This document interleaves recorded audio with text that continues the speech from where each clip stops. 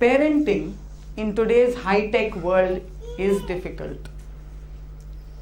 And when I'm saying parents, I don't mean just we the parents at home, but also the parents who are parenting our child away from home in the schools, who play such an important part.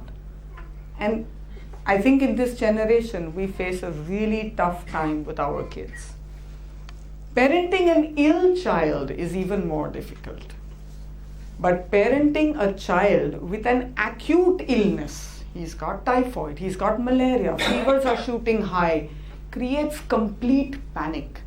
There's a barrage of information from the world, people advising, well-meaning, with love, advising what to do. So many conflicting advices. Your child crying, people telling you what to do. In this situation, how do you take the right kind of step for your child? Not just a step that will help him in these 2 hours, but will help him quickly get over his present problem and also help his health at the same time for a longer and a larger perspective. My role today is primarily that of a parent. I'm a parent first and proud to be one. I have 2 children. And I know how it feels to be a parent. Doesn't matter what I've studied. Doesn't matter if I'm a doctor. When it comes to my child, I forget all my logic and rationality. I still remember when I gave birth to my oldest child, and a pediatrician, our friend, was present there. And he looked at my older son and said to me, he is the most handsome son in this entire whole handsome baby I have ever seen in my practice.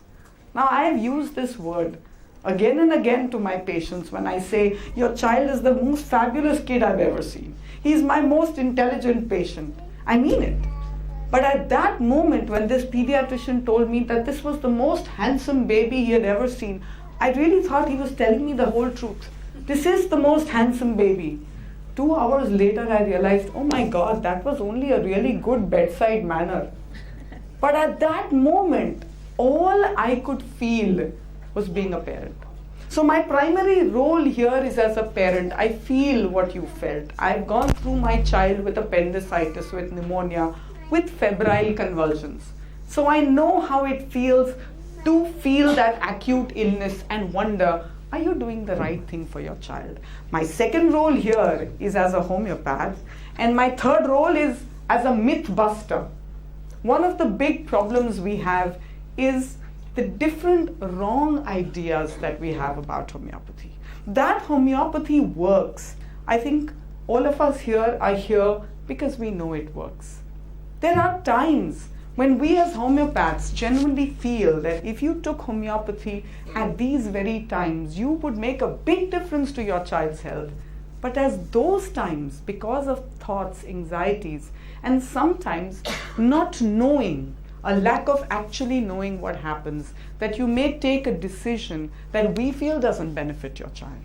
So the first myth for that is fever.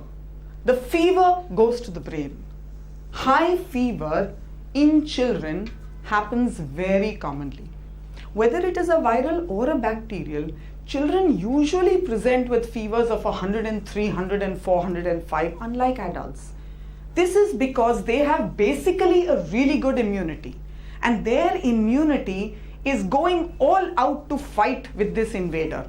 Unlike an adult who holds back in life as well as in disease and very carefully tries to fight the invader, the child puts all his white blood cells out there and says, I'm going to fight it.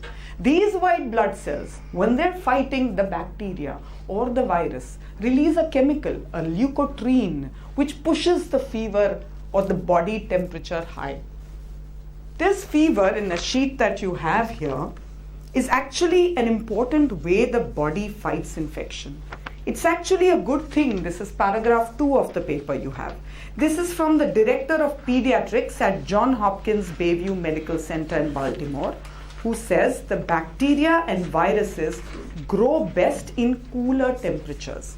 So by raising the body temperature a few degrees with the fever, the immune system is making the body less hospitable to the infection. So unlike how we feel at that time that, oh my God, my child has a fever, the fever is not the problem. The fever is part of the solution that the body is putting forward to help the child to heal quicker. And that is why, as homeopaths, we often advise our patients not to try to give Crocin every 4 hours to bring the fever down quickly, because it prolongs the infection. And the fear that the fever will go to the brain is a complete myth. Those fevers that result in a convulsion are of two types. The first is certain children have a tendency under the age of 5 to go into a convulsion. It does not have any far-reaching impacts on them. It doesn't mean they are going to continue to have fits as they grow up. It is a way that their nervous system is still forming a part of the myelin. It is still evolving. By the age of 5, this is taken care of. For this group of children, yes, we do advise that you could bring down the fevers with an antipyretic to prevent the convulsion. But the only fevers that actually are in the brain don't go to the brain because of the high fever. They originate as an infection in the brain, meningitis and meningoencephalitis kind of fevers. Those fevers have definitive signs. So when you look at the child, when we examine your child, we know whether this fever is a viral, bacterial, originating in the throat, originating in the stomach, is it originating in the brain? There are very clear indications that tell us what is happening to your child. So we can clearly advise and guide you. So don't react out of the panic, but understand what is happening at that point. How can you help? We're simply there to give you the medicine, but you're there with the child for the entire day when they have fever. What can you do? The first important thing is to keep the water intake at least 12 glasses. I learned this the hard way. I had a patient who had fever. It looked like his infection had gone, but his fever hadn't settled. I called in a pediatrician who is a great supporter of homeopathy, and he saw the child and he says the infection's gone, but his hypothalamus, the thermostat that regulates the body temperature, has got affected by the viral infection.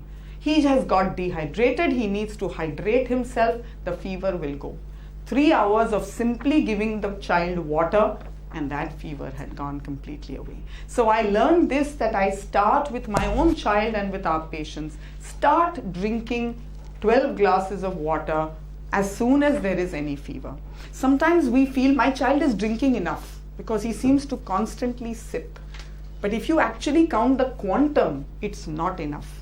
So therefore, count the number, actually keep a count and say how many glasses has he drunk.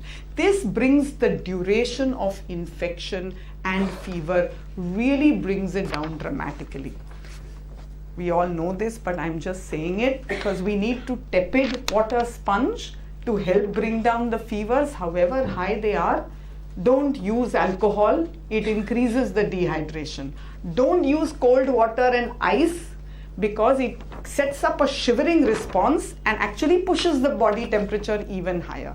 So lukewarm water if the weather is cool, or in Bombay, normally just a tap water because the principle is cooling by evaporation. So once you do that, you don't need any kind of antipyretics. This will bring and keep the fever down to levels that will not create panic in you. Use Crocin and antipyretics only sparingly. As I said, the higher temperature is the body's way of aiding the fight. In homeopathy, we do not with our medication attack the bacteria or the virus or the fungi or the protozoa directly. We are only strengthening the body's own cell to do its natural fight. Remember, antibiotics have been around only this century. Prior to that, 2 centuries ago, people got cured without homeopathy, without anything. They had infections, they had typhoids, they had malarias, they had tuberculosis, and they got well. How did they get well? Was it a miracle? No, it is the body's white blood cells that naturally do have the ability to fight these infections. When these are weaker, when the organisms grow stronger, that's when homeopathy comes to actually help your own cells fight the infection. And therefore, maintaining that temperature at a little higher for a day or two creates no trouble, but actually helps your child recover really quickly.